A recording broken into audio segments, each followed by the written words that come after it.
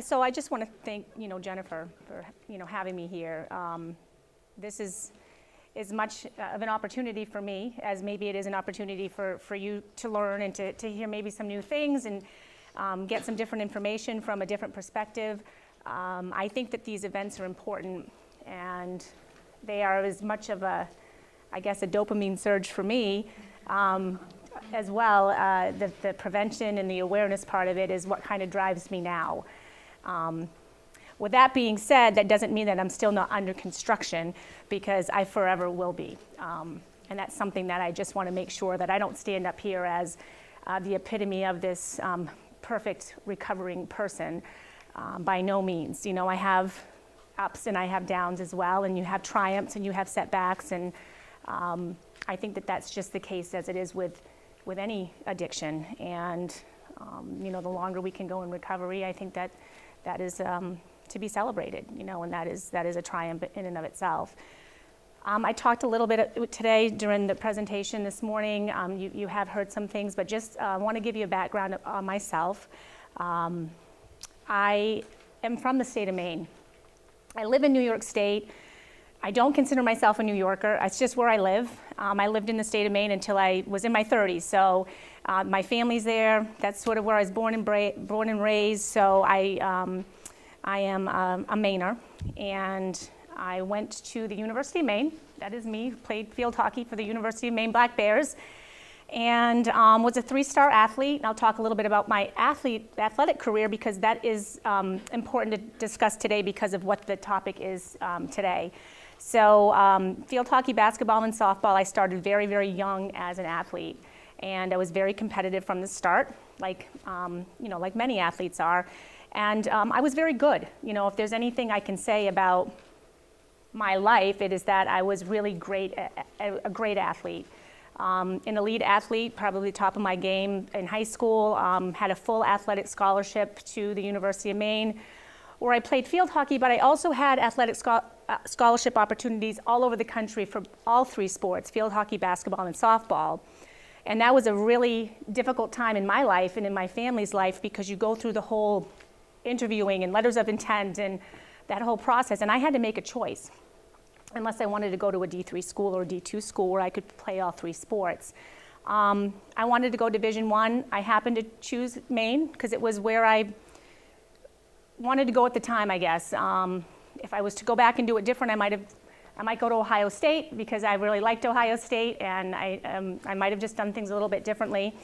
I also played at the national level. So I moved on from college, and I had the opportunity to play with the U.S. national field hockey team, and I think that is an elite level there. There's a whole different level of competition. So when I got done with sports, organized sports that way, I got involved with fitness, and I became the New England Fitness and Aerobic Champion for a few years in a row.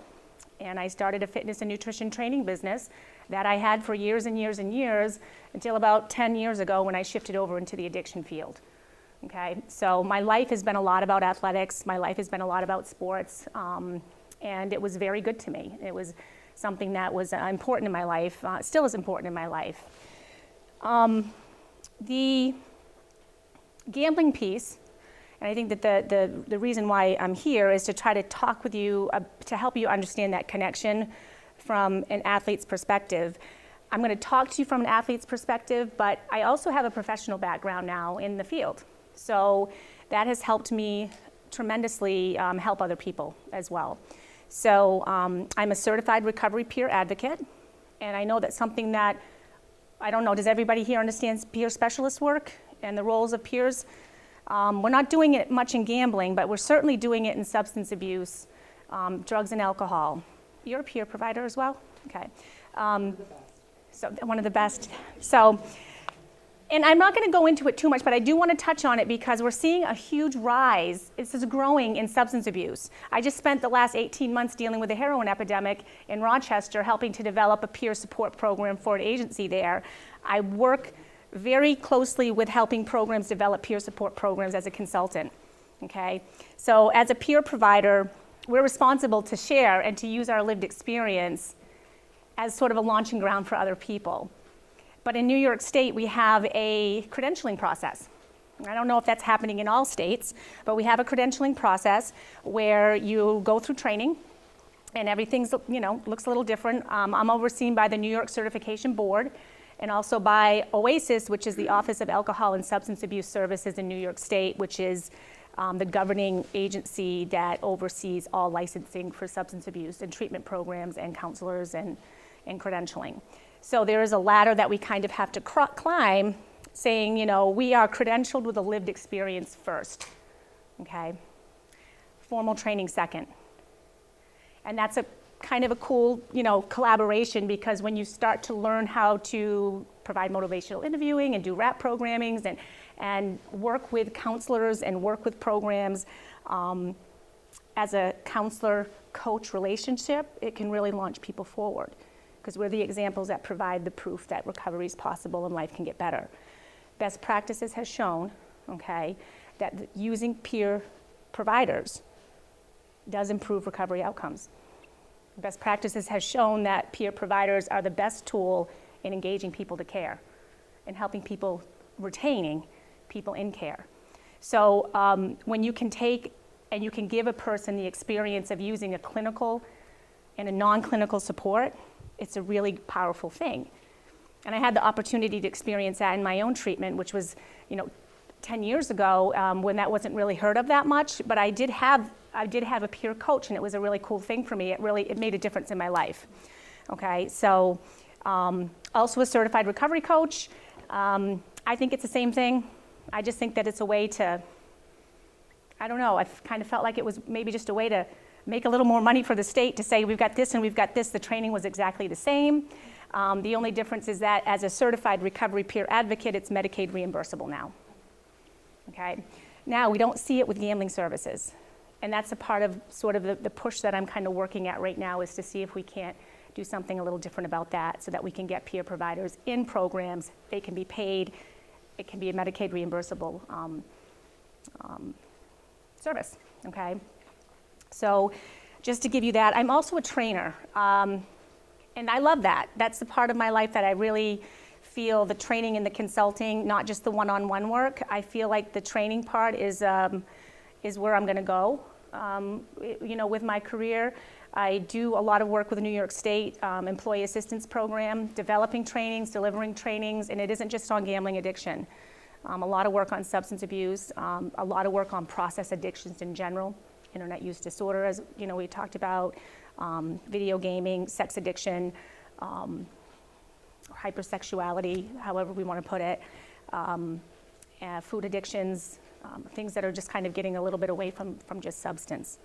I've been doing that now for about 6 years, and I have the opportunity often to go around to different events like this and teach, go on campus and teach. I have a game over program specifically for student athletes that I would love to get on campus more than what I have been able to. I have taught that, but I feel like at this point it's really important to get in front of student athletes.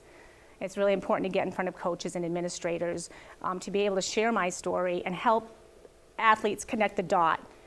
Because if you don't understand gambling addiction, you're never going to do anything about it if you have it. You're never going to understand those early warning signs, okay? So, trainer, consultant, and coach is what I do now, shifting gears from fitness and nutrition, okay? So that's sort of, my life, in a sense, biography a little bit in a nutshell, away from the gambling piece. Taking a look, though, at the gambling piece, I have some slides that I've created. I am not a slide person. I will use them and I will work off of them.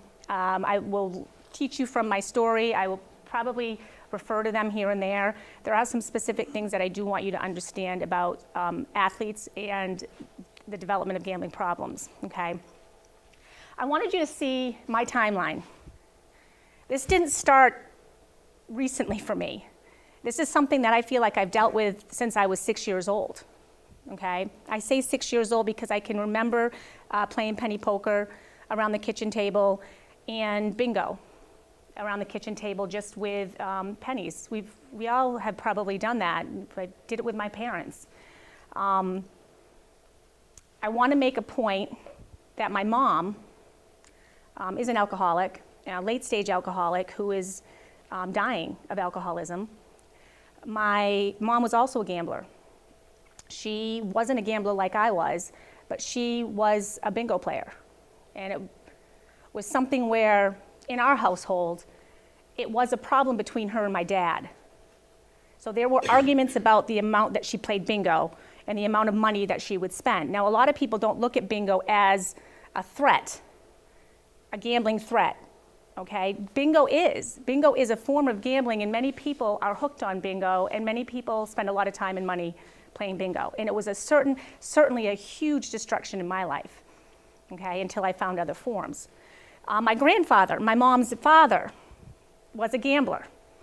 And there was a problem between my grandmother and my grandfather in that household because of the amount of scratch tickets that he would play. He was addicted to scratch tickets, spent a tremendous amount of money on the lottery, okay? He's also an alcoholic, okay? I just want to give you the other factors that are involved here because it isn't just about me being an athlete. I think I was doomed from the womb, so we can say in a sense, right? We do know that there's some genetic links. I'm looking at this more as learned behavior for me, and I try to take a look at that when I'm working with people because I think that that's an important genetic piece, I guess, is that I saw two people in my life who I was very close to, both being heavy drinkers and both being gamblers, and I couldn't wait to gamble, And so when I was competitive with it when I was young, the red flags at an early age was that I was competitive. I did have those mood swings. I didn't want anybody to leave the table. I want to keep playing. That I can remember. And in talking with my family now, my parents, because they went through the treatment process with me, we looked at that and we said, those signs were really there when I was a kid. And so we kind of noticed it right away.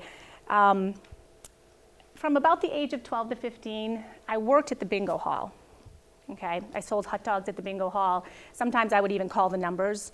To play bingo in the state of Maine, you only have to be 16. It was very different in different states. It's not the same for casino gambling, but to play bingo, you have to be 16. I couldn't wait to turn 16 to play bingo. I loved the environment. I loved the way it made me feel. I would prefer to be at the bingo hall with my mom on a Saturday than doing anything else. I liked working there, and it was exciting to me. So I guess in a sense that even the environment gave me a little bit of a dopamine surge at that young age. Not that I knew that that's what was going on at the time, but I couldn't wait to play. And then when I turned 16, I played. The first weekend that I turned 16, I ended up winning. I think that I was hooked on bingo at that time. And I also really liked spending the time with my mom, okay? So in talking with you a little bit about the process of bingo for me, bingo became competitive, very, very competitive. Not when I was necessarily 16, but as I started to go into college, even when I was playing my sport, it was a joke on the field hockey team. They all knew that I was a bingo player. They all knew that I didn't go out because I'd go find the local church on a Saturday or a Friday night and I would go play bingo. It wasn't really destructive for me at the time, but there were red flags going on that it probably was going to turn destructive for me at some point because it was a game. It was just another game. And as an athlete, it was a game that I wanted to win. And as athletes, we are programmed to want to win. Okay? So it's just another game in which I had the opportunity to win. You throw money into the mix, and then there's more of a risk. Okay? I liked it all. It did something for me. And I think that with athletes, we find ourselves being competitive with any game that we can play, whether there's money involved or there isn't money involved.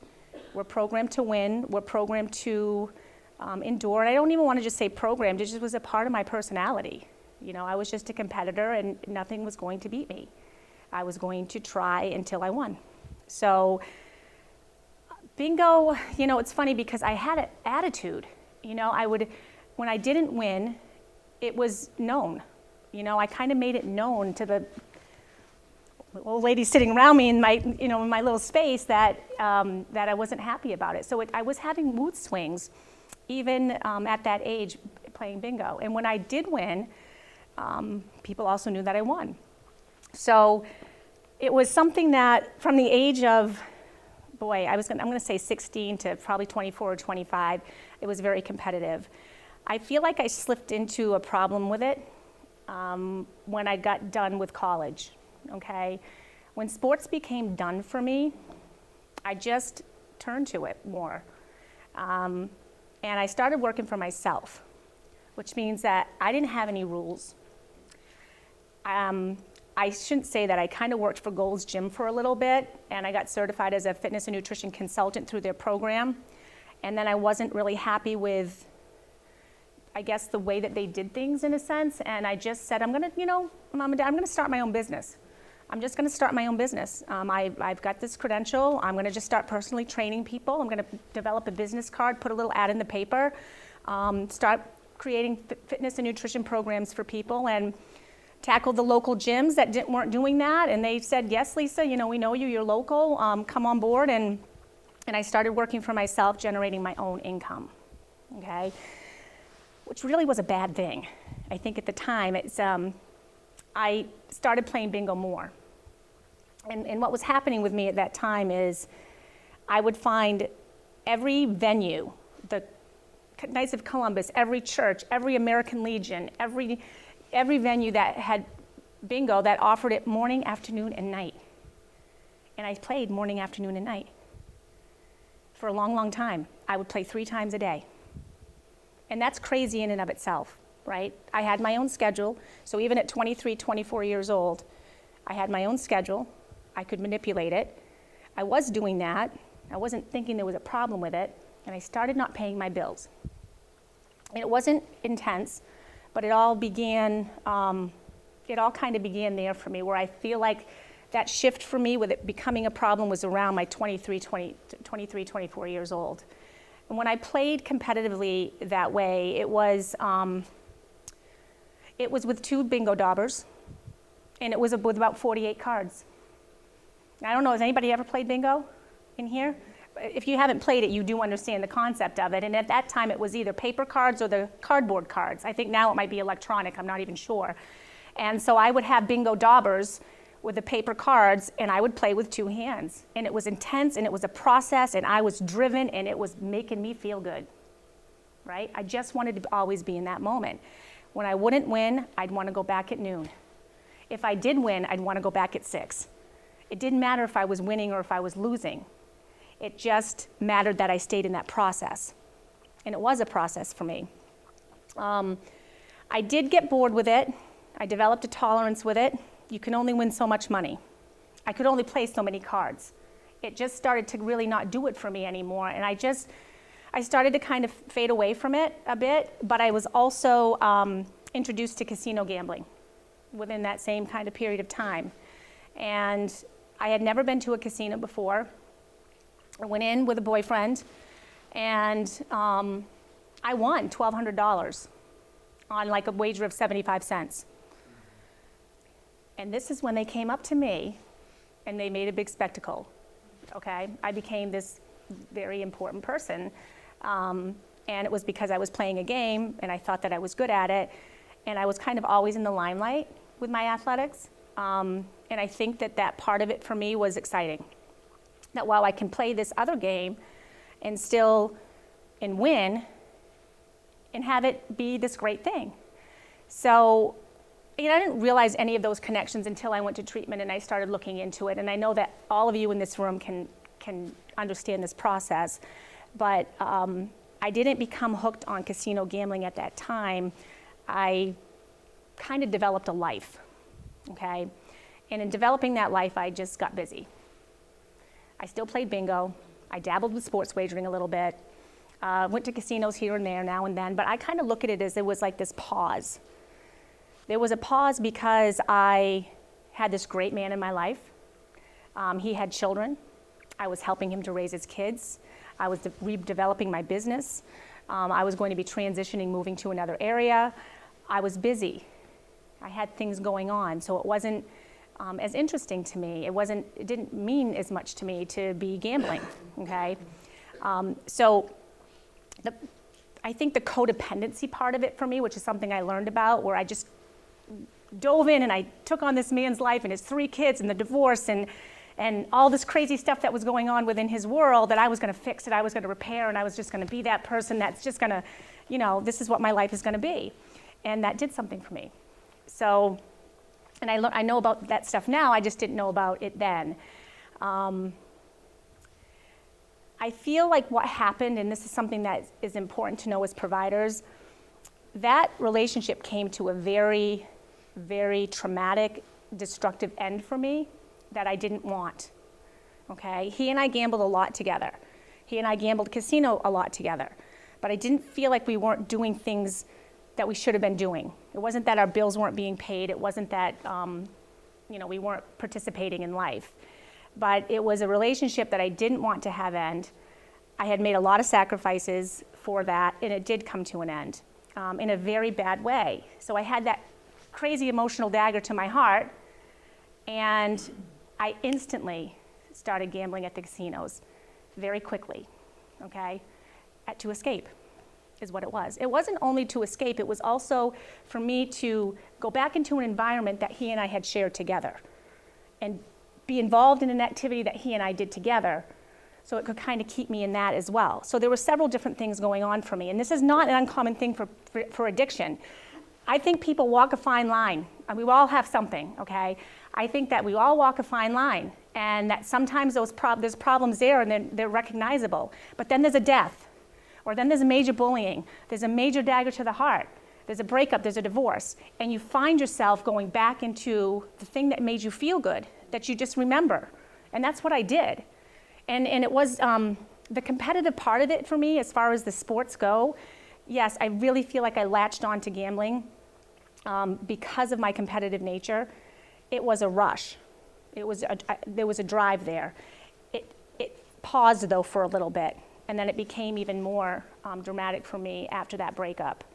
And I started playing online poker. For some reason, and I know that I shouldn't say for some reason, video poker is recognized as the crack cocaine of gambling addiction.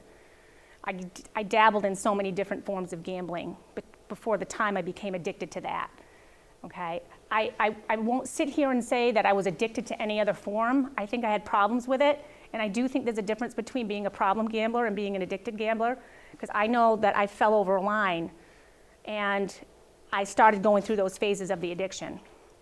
And it was very destructive for me. I had about 7 years kind of intertwined within that addiction, and it progressed to a place where I lost everything. I had a business at the time, and I found myself lying, stealing from my clients, manipulating my schedule all the time so that I could gamble. I was manipulating programs. So for example, I'm going to set up a new program. I'm going to run a special on a program so that I can get some money so that I can gamble. I never not serviced my clients. That's one thing that I can say didn't happen until the end. There were people that right prior to me going into treatment, I had to cut off and just go, that I still owed services to. But the destruction that happened within that was me sleeping in my car at the casino parking lot, doing nothing but thinking about how I can get to the casino next. I loved the way the casino made me feel. I loved it. I loved the excitement of it. I loved the people. I loved the opportunity. I loved the risk. I tried different games within the casino. I never wanted to leave. I never wanted to leave. It was for me an escape as much as it was excitement and a rush. I like to say that I was a gambling alcoholic when I was gambling. I used alcohol, and a lot of gamblers will use alcohol. Alcohol has never been a problem for me in my life. It's never been something that I've abused except for when I'm gambling. And it's crazy abuse. It is nonstop drinking, like from morning till night, around the clock. It's just nonstop drinking and gambling. And when they say it's like crack cocaine, it is, because I could stay up around the clock, and I did. And I won, and I lost, and I won, and I lost. And when I lost, I would find ways to get money, and I would go back, and then I would win, and then I would lose. hundreds of thousands of dollars over the course of time, winning and losing. I can remember just feeling at the times of the losing, and that's what keeps me kind of focused now, is you remember what you felt like when you weren't winning. And it's a horrible thing. It's a horrible feeling of, what am I going to do now? I haven't paid my bills. I completely stopped paying my bills, completely. Really, over the course of time, I had 2 vehicle repossessions. I lost my house. I lost my home. I lived in a tent for 9 months. I wrote bad checks. I lied, I stole, I cheated people. And in the process of that, I was trying to get help. I had my own intervention with my family because something triggered.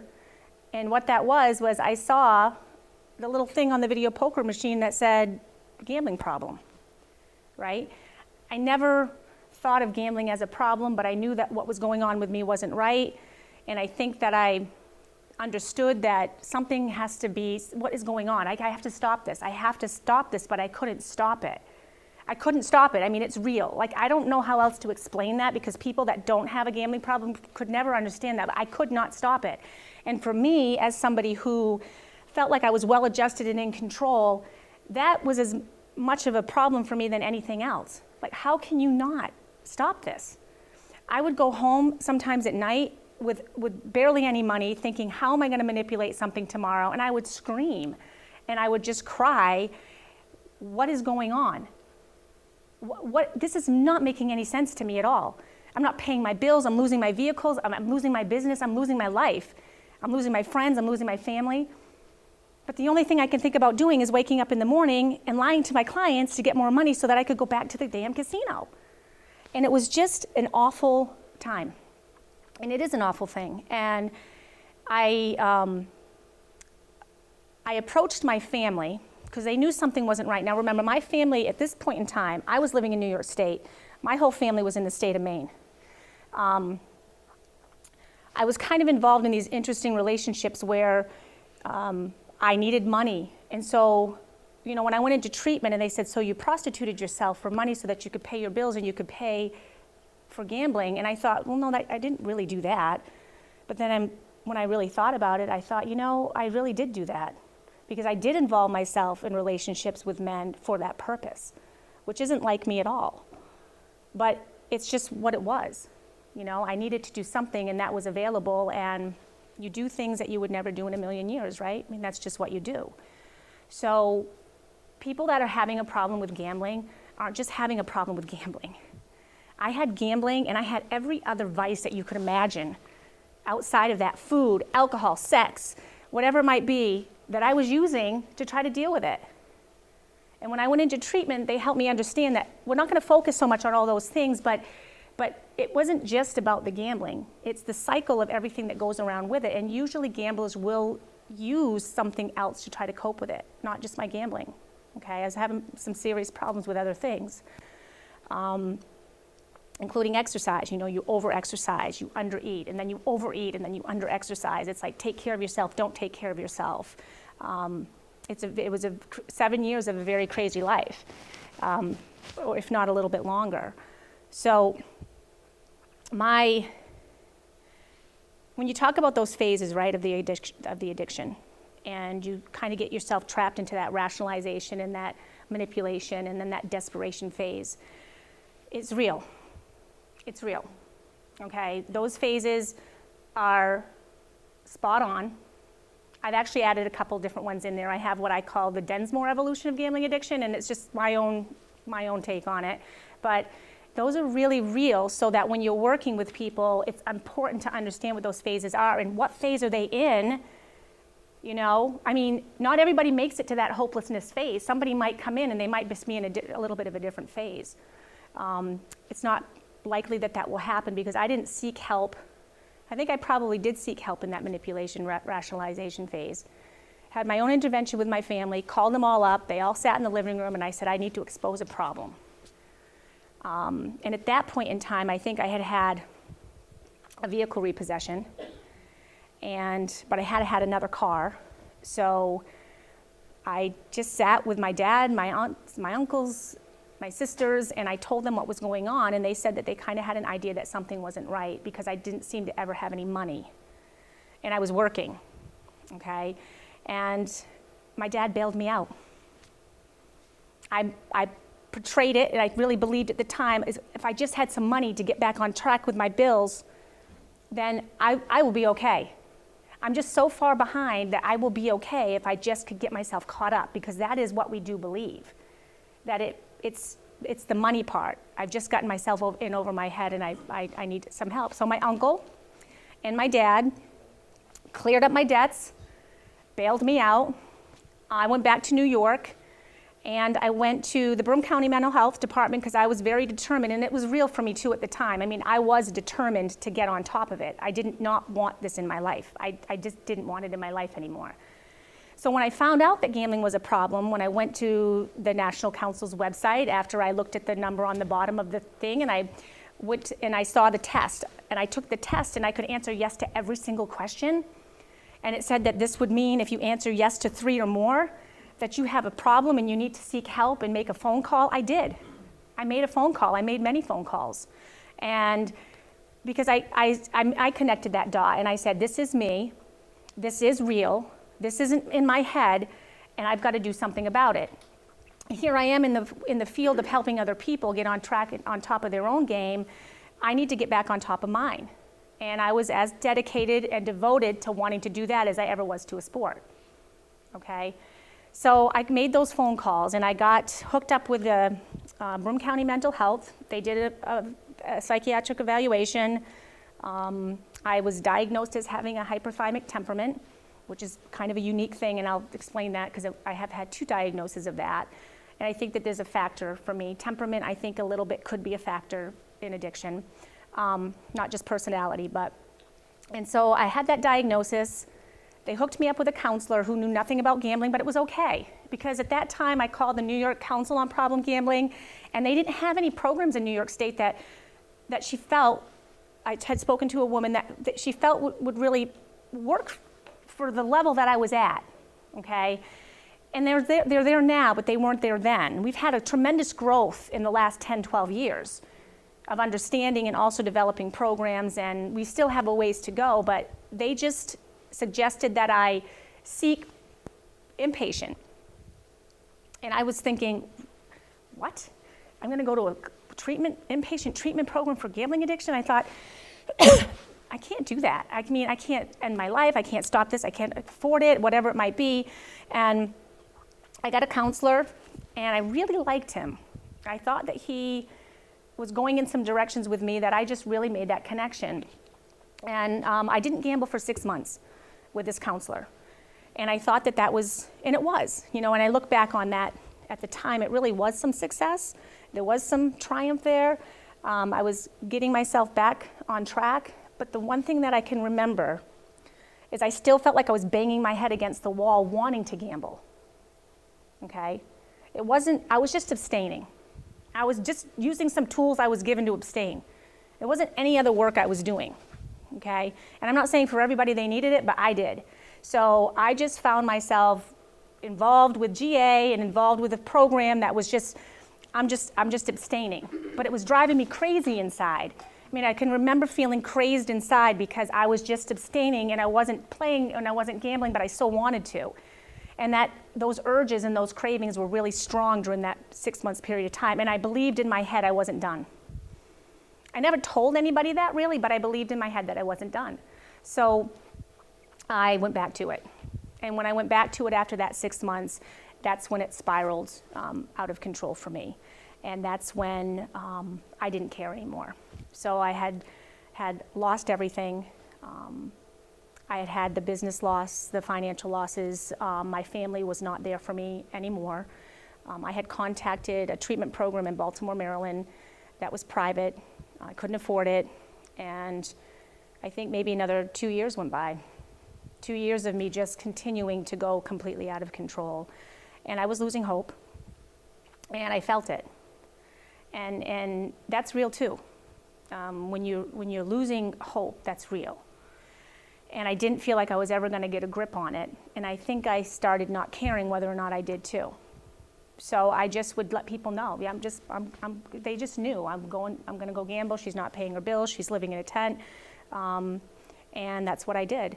And I reached that hopelessness phase after financial ruin, and I had a suicide attempt. And I had manipulated my accounts so that I would have this little tiny cushion in one account, just a little tiny bit, so that I could get home at the end of my day from a casino if I had to. And for some reason, I'd never really tapped into that because I had one bad experience where I couldn't do that.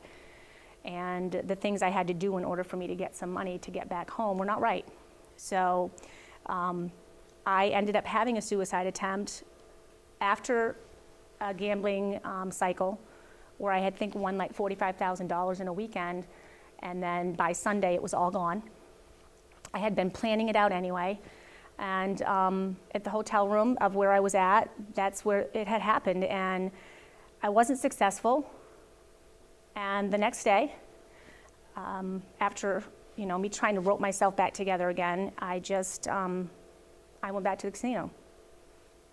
So it wasn't even a suicide attempt for me, and it was a real suicide attempt. It was pills, a lot of alcohol, and it was purposeful, and I consumed every single bit of it. Passed out, a lot of vomit, a lot of just, there was potential there for me to have died, and I tried. It wasn't a talk anymore for me. It was actually something that I tried to do, and it mattered to me that I wasn't here anymore. And for some reason, I still had that little tiny window, though, of hope inside, and I had decided at that point in time, on my drive back to, I don't know where I was going, because I really didn't have anywhere to go. My tent, or I called my mom, and I was crying to her very hard, and she didn't really have a lot to say to me about it because my parents were just fed up. They'd had enough. They'd heard it all before. And I just told her, I said, I'm stopping everything that's going on in my life, and I'm going to get to Baltimore, and I'm going to get into a treatment program. I don't care what it takes, okay? And that's what I did. I contacted the executive director of that program, and I said, it's me again, because I had really talked to them several times, and I just said, I will be on your doorstep if you can't find a way to get me there. I'm going to die. I'd read that people were statistics. I read that people were killing themselves over gambling problems. I knew that that was happening, and I had tried to do it. So I didn't want that. My mom had ended up reaching out to my dad, and he reached out to me, and he just said, you need to come home. You need to come back to Maine, and we need to fix this. We need to figure this out. So I went back to Maine, and long story short, my family was able to pull the funds together because it was a private program. They pulled the funds together, and within 3 weeks, I was able to get down into treatment. And that treatment program saved my life. And that's why I think treatment is so important. And I know that we're still growing with treatment. I had the opportunity to go into treatment residentially, and not all problem gamblers have that opportunity, even though I think that it could be such a wonderful thing for them, because I just needed to get my mind and my body and myself away from it all, and from the opportunity of being able to, and to work with a team of people that could help me to, sort all of this out. And it was in treatment that I understood the competitive connection. It was in treatment that I understood the importance of peer support. It was in treatment that I understood the importance of money and the importance of talking about money, because it was an embarrassment, and it was a part of, I didn't want to disclose everything that had happened when it came to the money part. But they had a program, and that program was specifically designed to make sure that you tackle while you're in treatment. I had to actually make those phone calls to the people I owed debts to. And some people have threats on their lives. I was in treatment with people who had threats on their lives because they didn't make good with their bookmaker. I'm talking thousands, hundreds of thousands of dollars.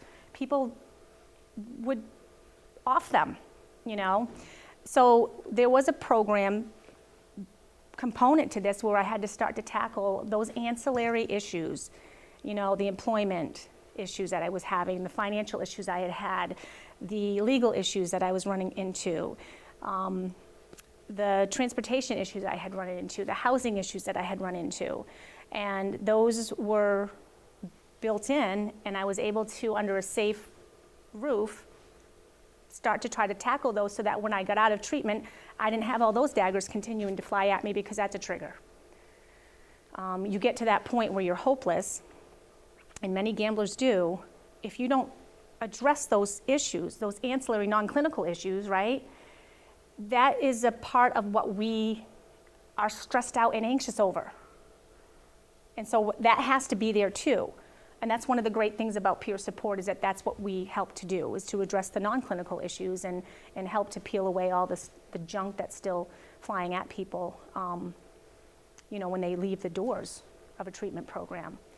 So I had a fortunate treatment experience. When that completed, I felt the shift too. So that was really the nice thing for me. Not everybody embraces treatment. We all know that. Trying to keep people in treatment is a struggle in and of itself, right? Trying to keep gamblers in treatment is difficult, but it worked for me, and I could feel that shift, and I could feel myself kind of growing away from it, and I did, and I have had, I think, a majority of a successful recovery. I mean, I have had a setback that I learned from, years back, that I teach about now, because I think that recovering after a relapse, when you've been in long-term recovery to begin with, is a whole different process, okay? And relapse sometimes is part of recovery, and you have to pick yourself back up, and you have to move on, and you have to be able to still teach from it. And those are, opportunities that I've had, to be able to live the life, live the life of a compulsive gambler. I've had a lot of loss. There's things now, I'm not a mom, I'm not a wife. And in those things for me, when I talk to younger people and they don't understand the time that you put in, I mean, that was what I was married to. That's what I was devoted to. At the time that I probably should have been developing a healthy relationship with someone, I was a gambler. And I wasn't doing anything right with that, So this is what I do now. And the components of my story and trying to tie in the sports part of it, I am as athletic with my recovery, okay? And I'm as athletic with spreading awareness and prevention as I ever was when I was in active addiction. And I try to teach people that that's what you have to be. I think addiction is an emotional cancer, okay? It really is. And that's what I say to people. It is an emotional cancer, and it can come and go, just like a physical cancer can. And you need to treat your recovery the same way that you would a physical cancer, or you won't recover from it. And you have to be as dedicated to wanting to do that as you would as if you had a physical condition going on. The difference, though, is that physical conditions hurt. Your addiction feels good. What hurts is when you think you can't have it anymore. Okay, it's like being asked to take your last breath. So the thought of not being able to gamble for a lot of people in those early stages of treatment, having somebody tell me I can never gamble again, is a factor in why people don't seek help. It's why we talk about harm reduction. It's why we talk about the multiple pathways that people have to be able to recover. It isn't just this cookie cutter way. Abstinence isn't the only way for a person to be able to get their life under control again and to be able to get things back to manageable. I take myself, for example, and I was completely abstinent from gambling for a very, very, very long time, all forms of it. I wouldn't even buy a raffle ticket from a 5-year-old for a fundraiser for football. I wouldn't do anything, okay? Because for me, for whatever reason, that was still gambling. I didn't do any of that. And I still don't really do any of that. It's just that I don't freak out about it the way that I used to, because if I was to scratch, let's say, a scratch-off ticket from the lottery, that isn't going to send me into a cycle. That isn't, okay?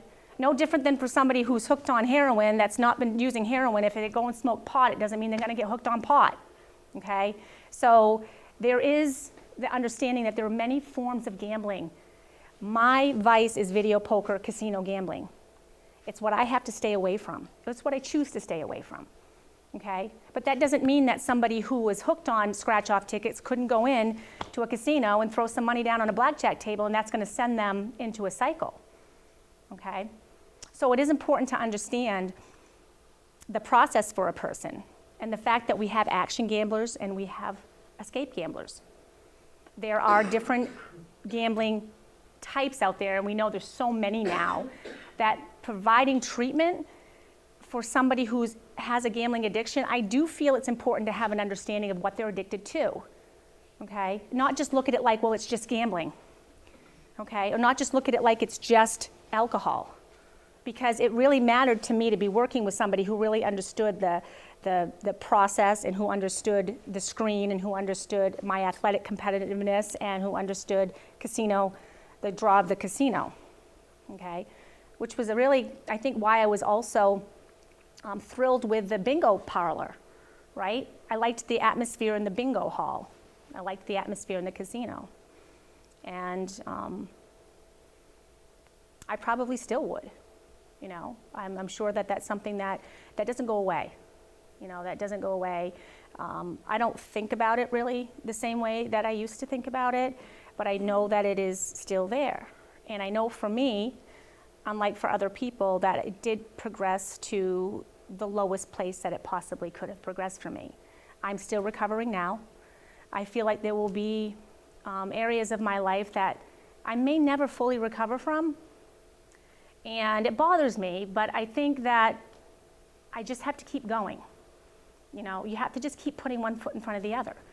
And I'm not setting myself up to feel like I have to become this perfect example of recovery in my life, where I'm never screwing up, you know, or I'm never having thoughts. And what I mean by that is I really believe that, you know, relapse happens for people when they're not even using, and you really have to become aware of yourself. And I have had to become understanding of how my experiences feel. I've had to become understanding about how dopamine runs my show sometimes and when that's happening. And I learned that all through treatment. And then I continue to study it, and I continue to just learn more about myself as well. So there are times, even in my life now, where I think that there's some dysfunctional things going on, and I have to kind of take a step back. And even though I'm not gambling, it's still my brain. You know, it's still that process. Treatment for me worked. And that's the thing that I just really want to send that message out to anybody who is dealing with a gambling addiction. I know it's not always easy for people to go into a residential or inpatient program. Do you have inpatient programs in West Virginia? Like inpatient, not for gambling, not for gambling? So where would somebody go if that was, do you ever send anybody off to inpatient or residential? Not often. Because there's not a whole lot available, and usually they don't have the money to go. Right. Of course, we let them know of the inpatient resources. We work with folks that, you know, colleagues, and try to work things out. But like recently, Heather and I worked on a case trying to get a lady in who she herself was not a veteran, but her husband was, and we tried to kind of get around that so Heather could help me get her in, and it didn't work out. What we ended up doing with her, because she couldn't afford the $5,000 or $8,000 to get in one of the places, and her insurance wasn't accepted, or, you know, is we worked with the counselor in our network to kind of meet her needs as far as an individual. And then we have a weekend retreatment that you also will be at, that she is going to attend to get that more intensive treatment, right, because of the inpatient. And then just checking in with her from the helpline, just kind of putting in those extra supports, right, because inpatient was gone. Right. And you do what you can, and then that's, yes, right. How am I doing on time? It's 12:26 when we ended at 12:30. 12:30, and then they're doing the Q&A. Q&A. Just sort of, as I had mentioned in this age range here, really what happened with me through the course of time, just the different things that I had done, how it progressed, where it had gone for me. I wanted to talk a little bit about the soft signs of compulsive gambling and how that relates to athletes. There has been some research on it, but it's really scarce, right? I mean, we haven't done a tremendous amount, and I think some things may not be, you know, maybe a little bit underreported because of just the nature of athletes answering the questionnaires. But there's a vulnerability that's there when you look at the soft signs: high levels of energy, unreasonable expectations of winning, extremely competitive personalities, disordered optimism, intelligent with high IQs, oftentimes that are all characteristics that many athletes possess. And again, those are just those soft signs that are kind of early on. Athletes are susceptible for, you know, many reasons. We continuously emphasize on competition. Gambling is a game, okay? And for me, it was a game that I was going to win. And I continued to gamble until I did win, not realizing that there were changes going on in my brain, not realizing that there was, this was ever going to become a problem for me. The competitive nature has the potential to spill over from the playing arena into our actual lives, right? It's just what we do, especially when you stop playing sports. That's where sports wagering, I think, for a lot of athletes, because you're still involved with the sport, okay? If I was to pick up gambling now, I would probably be stimulated a little bit and intrigued to go into sports wagering because I love sports. I love all aspects of sports. It's an additional outlet to compete is really what it is. And I know that that's not what it is, but you don't treat it like a game of chance. I treated it in every way like a game of skill, okay? And it mattered to me to win. Athletes tend to remain competitive even when activities are meant to be friendly and fun. It's just the nature of who they are. And gambling really is intended to be social. It's supposed to be fun. It's not supposed to turn destructive, but you know that, we all know that it does. Athletes are unable to financially support themselves when their careers hit a low. When you're talking about professional athletes who are paid, you can look at gambling as a solution to your financial hardships, okay? And again, that game on mindset. If an athlete begins to gamble, it can take as little as one win to get hooked and one loss to want that win back. You strategize, eager for a rematch with a gambling loss and wanting more with a gambling win, and this is how the cycle to addiction can begin. And I think that really kind of says it in a nutshell for any athlete who has developed problems because of gambling. Of course, there are other factors. When a current athlete needs more than their sporting event, or a former athlete no longer has their sporting event. And this is where I think sports wagering will come into factor for NCAA athletes who are done, okay? To quench his or her competitive thirst, they may turn to gambling in general or sports gambling specifically to satisfy those needs. And that is a potential impact of legalizing sports wagering, okay? I'm not going to get into any of the pathways because I cannot, but anyway, there's just a list of some of the traditional pathways which many of you have an understanding of. There are also non-traditional pathways that we look at now. We have recovery conferences all over the country talking about the multiple pathways to recover from addiction. People are using various different things or combining and blending lots of different ways to be able to recover, okay? I'm going to wrap it up. I know we're going to have questions and answers. Does anybody have anything specific for me? I'm going to go into this a little bit more this afternoon as well for anybody who sticks around this afternoon, and we'll go a little bit deeper. Anything at all. And again, as far as my life, there isn't anything that I won't discuss. I'm pretty raw, and candid about it. So if there's anybody wants to pull me aside or has anything, I'm here.